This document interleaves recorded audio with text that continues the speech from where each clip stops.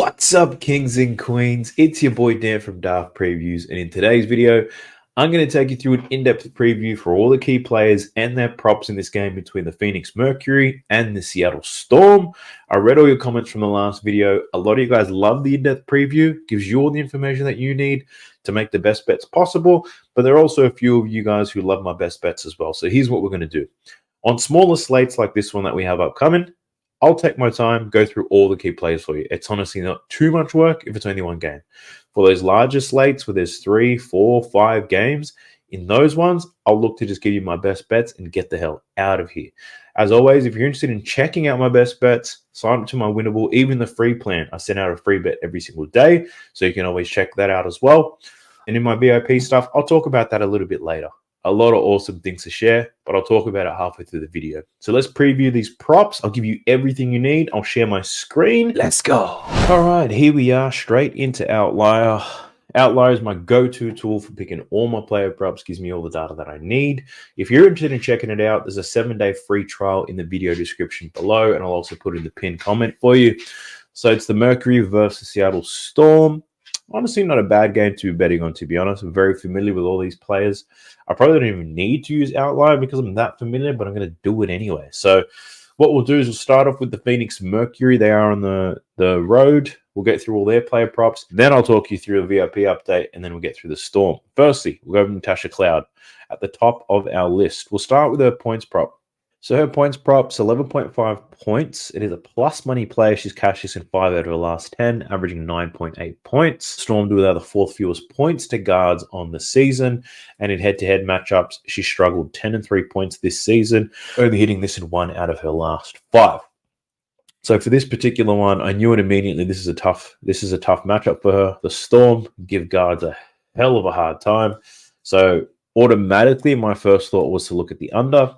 And I haven't found any information that's going to change my mind about that. So if you're betting on Natasha Cloud and you want my opinion, I think she goes under in her scoring today. But let's talk about her assists. 6.5 is the line. She's cashed in 4 out of her last 10. The Storm, mid-tier when it comes to assists allowed to guards. 5.8 is an average. And in head-to-head matchups, played them twice this season, 5 and 8 assists. I think a key thing to mention here is that the Mercury, they are on the road. So she's hit this in 17 of 33 games for 42%. On the road, she's only cashed this in 44% of the games, 7 out of 16. So I'm not saying to take the under. What I'm saying is going to be pretty sweaty for her to get the 7, knowing that she's not going to get as many assists on the road. So no play from me in terms of her assists.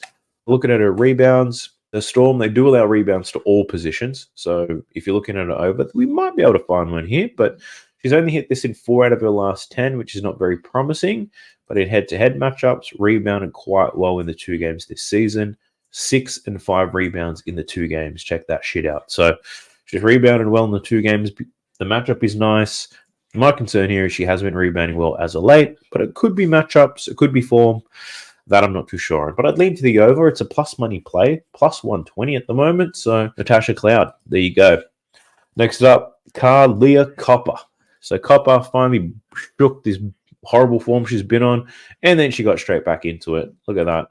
So her point line's at 20.5, 4 out of her last 10, averaging 18.7. Scored 28 against Atlanta, then struggled 11 points against Washington. In head-to-head matchup, she's covered this in 2 out of her last 6. This season, 19 and then 30 points against the Seattle Storm. So if she drives to the cup, she can probably get some points that way. I'm personally not a big fan of Kahleah Copper, but betting her props anyway. And it's not because of her. It's just that there are a lot of other people on her team that take a lot of shots, to be honest. So Diana Taurasi, she's not afraid to take a shot. Always look to establish Griner, so she's taking shots. Kahleah Copper is the best player on this team by far, but she still is not the first option on offense. It's weird. But here's a good outlier stat. Kahleah Copper's exceeded 20.5 points in 4 out of her last 5 games on the road, averaging 24 points in her last 5 road games. So that could be an angle if you're interested, but I took her under in the last game, cashed that pretty easy. I took her over in rebounds, that cashed. Her rebound line now is at 5.5. It was at 4.5 in that last game. The matchup is nice. 3 out of her last 10, though. But check this out. Against the Seattle Storm, 4 out of her last 6. The 2 games this season, 7 and 6 rebounds for Kahleah Copper. So, again, similar to Natasha Cloud, probably lead to the under on points. Lead to the over on the rebounds, though. The rebounds are nice. So what I'm saying here is I think Copper or Cloud, one of them is going to cover their rebound line. I couldn't tell you which one. I don't know. But I'd lead to the over for her. Who else we got next? We got BG, Brittany Griner. So her points prop, 16.5. I'd lean to the over for that straight away, knowing that she averages a lot more than that. She's covered this in 5 out of her last 10 games. She lit up the Storm earlier this season with 28 points. The Storm fewest points to centers, so mid-tier at the moment. She's covered this in 2 out of her last 5.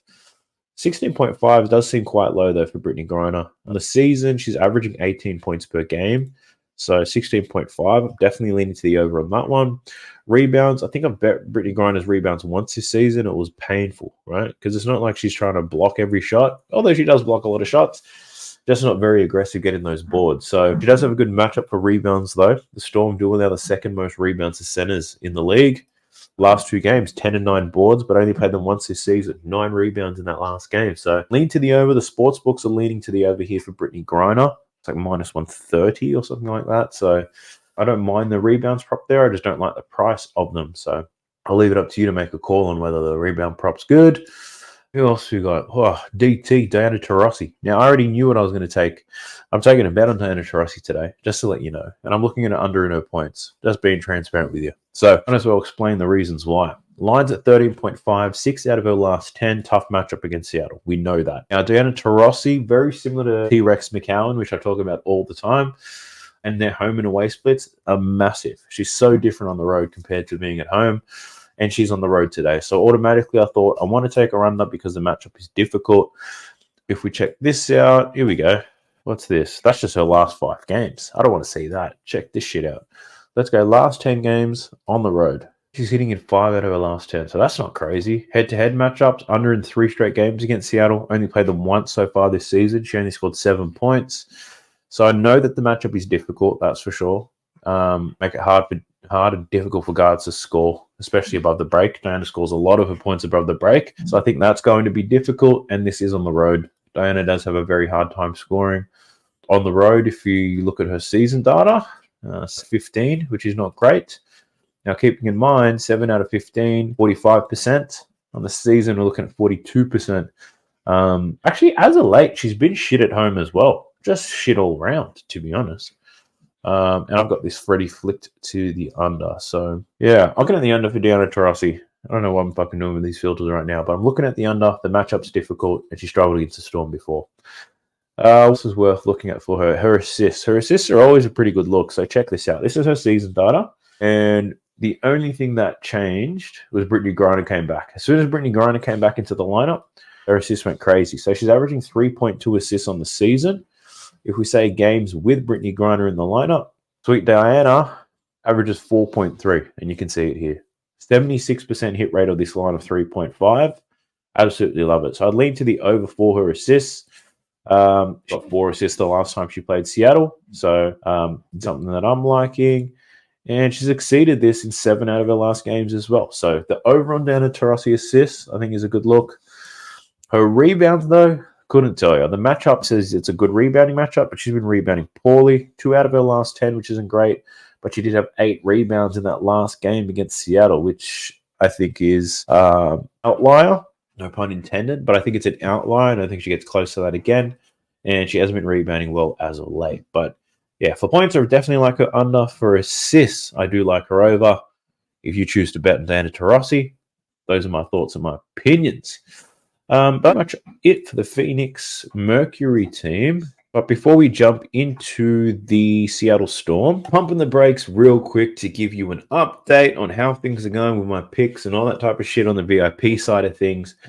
You know what? I'm just going to show you. All right. So this is, you haven't seen it before, where all my picks go. Sent this out to the free plan members today. But basically, this is how VIP went.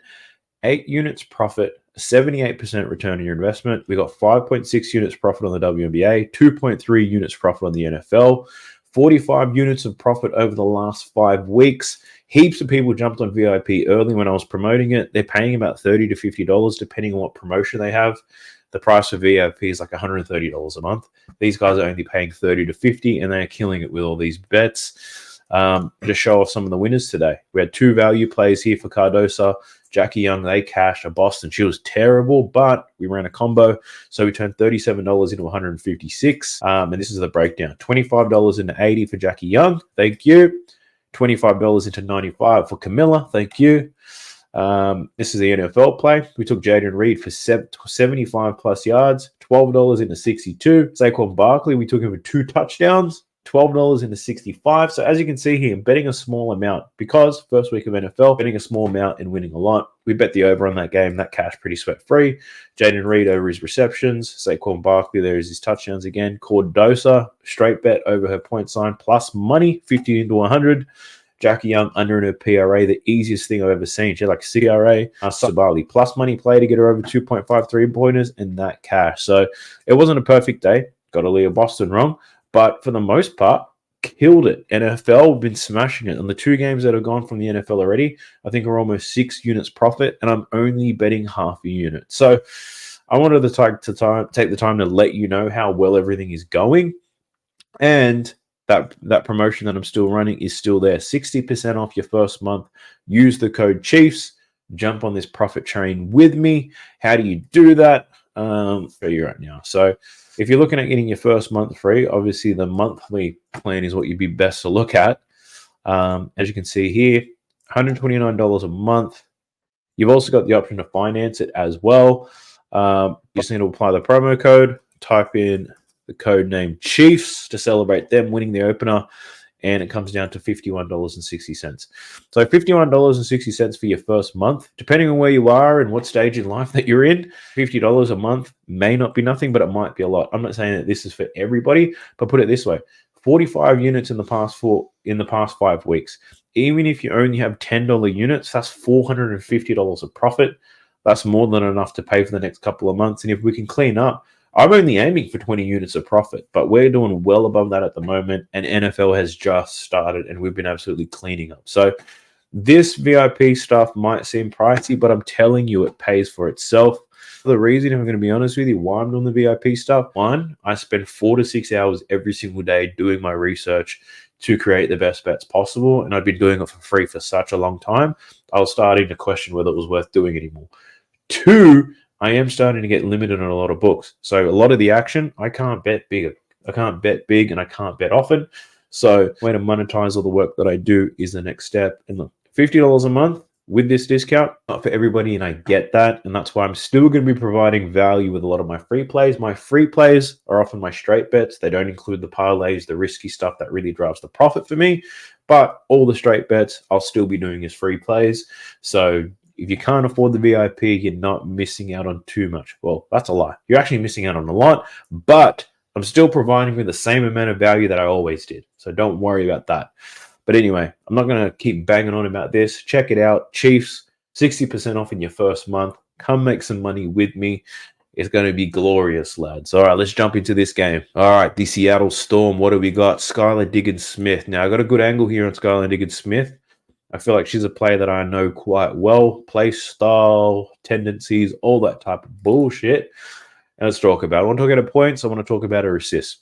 The points props at 16.5. We've bet her points over with her success in her last couple of games. The Mercury, they only allow the fourth fewest points to guards on the season. But overall, this Mercury team, their defense sucks. I'm not worried about that. Skylar Diggins, though, in head-to-head matchups, 17 and then 14 against the Mercury. I know about her. Well, hopefully this tab, here we go. This tab is going to tell you everything you need to know about Skylar Diggins. Skylar Diggins has failed to exceed 16.5 points in 11 out of her last 12 games at home. Now, I've spoken about it on the video before. On Skylar Diggins at home, doesn't score very much at all. Her assists go up, points go down. On the road, it's the opposite. She scores a lot more, doesn't pass that much. Very simple. Usually scores more in more difficult matchups as well. This matchup against the Mercury is not as hard for her, I would say.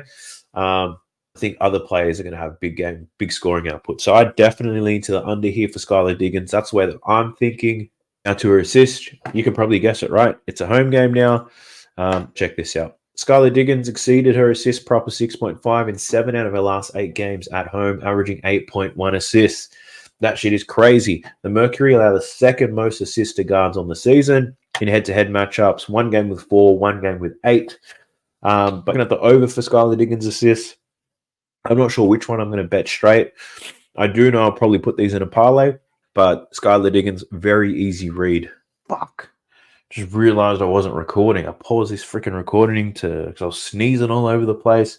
And I hammered through a couple of players. And fuck, now I've got to do it again. Let's go through it. Jewel Lloyd, right? This is what I went through for Jewel Lloyd in a real rapid version. 19.5 points. I'm leaning to the under because the matchup is not great. She's been playing quite well lately. Last 2 games, she's been ass. Last 2 games against Phoenix, she's been ass. Doesn't shoot enough threes to take advantage of this matchup. She takes a lot of difficult shots, a lot of mid-ranges, kind of in the hands of the Mercury. So the under, I was speaking about, I think the probability of it hitting is a lot better than the odds indicate, and that's an under in Jewel Lloyd's assists with 3.5 assists. She's hit the under in 7 out of her last 10. Check this out, and a lot of that's got to do with this woman, Gabby Williams. Gabby Williams, and this season, 6 games with Gabby Williams this season, she's gone under in 5 of them, averaging 2.1 assists. Looking at the under for Jewel Lloyd, could be a good parlay piece for you. So that's one thing you may have missed. The next one, we just went through, I went through it all by myself. Now, I took her under not too long ago, blew up in my face. She killed it against the Liberty, 13 points in 35 minutes. Fucking insane. Her points prop, though, I was talking about probably the overs are not a bad look. Her last 10 games haven't been great. The matchup is a good one against the Mercury. She's absolutely destroyed him in the past. Look at that. 5 straight games against the Mercury. This season, 21 and 14 points off, I think it was 13 and 10 shot attempts. So getting aggressive with it there. Her matchup is nice. I'm not overly concerned with this bad patch right here post the Olympic break. That last game against the Liberty, she showed out 11 shot attempts, 35 minutes. If she's going to play 35 minutes, I like our chances in this one. If we just have a look at Ezi Magbagor, when she plays at least 35 minutes, look what happens. She's hit this in 35. She's hit this in 5 out of the 7 games this season. 35 is a bit of a stretch, actually. Let's just go 30. 30 minutes. 15 and 22. So the hit rate is nice if the minutes are there. Brianna doesn't want to play defense on nobody. So, yeah. Over, probably the way I'd be leaning there because it's a plus money play. I think the odds for it are great. Rebound, her line's at 7.5. She's only hit this in 2 out of her last 10. In the 2 games against Phoenix this season, though, 9 and 8. So strong rebounding numbers against them this season. Over her last 10 has not been great. So for this one, probably lean to the under, but the sports books are favoring the over here. So, yeah, I'm not going to bet this. So, if I was you, probably don't bet it at all. But, we'll bet on everything, right? So, we've got Onyeka Ogwumike. Her point sign's at 16.5 in this game. Mercury mid-tier in terms of points allowed to forwards. She's only hit this in 4 out of her last 10. And she's played the Mercury just once this season. She scored 15 points. Last season, she did well, but this season, not so much. The volume's usually there, starting to come down as of late. Taking a lot more jump shots, probably at this point in her career than she ever has. She's not up against a great defense today. I probably lean to the under, but yeah, man enough to take it. Wise though, 8.5 boards for her is the line. She did this in 4 out of her last 10, averaging 7.9 rebounds. And against the Phoenix Mercury last time, she did have 11 rebounds. So pretty good rebounding effort. What I'm interested to see is her games with Gabby Williams this season. Has that had an impact on her rebounds? Somewhat, only 7.6 rebounds. She's only covered this line in 2 out of 6 games since Gabby Williams joined the squad. So, yeah, a big number. To be honest, I'd probably be leaning to the under on Onyeka Ogwumike's rebounds, but the sports books are too. They're favoring the under 8.5. Rightfully so. Makes the most sense to me. And lastly, I wish we had Gabby Williams, but there's no props available. God damn. If you're interested in checking out my free picks, sign up to my Winnable. There's a free section there. It costs you nothing, and I'll share a lot of my straight bets in there. Pretty simple. But if you're interested in seeing my straight bets, my parlays, my high-value singles across MLB, college football, WNBA, the NBA soon to come, college basketball, if you want all of that, my VIP is the place to go. The volume of bets that I'm going to share, research, and analyze, you'd be surprised, honestly. I think in the last 5 weeks, we've made, 300 to 400 bets. Let me double check that real quick.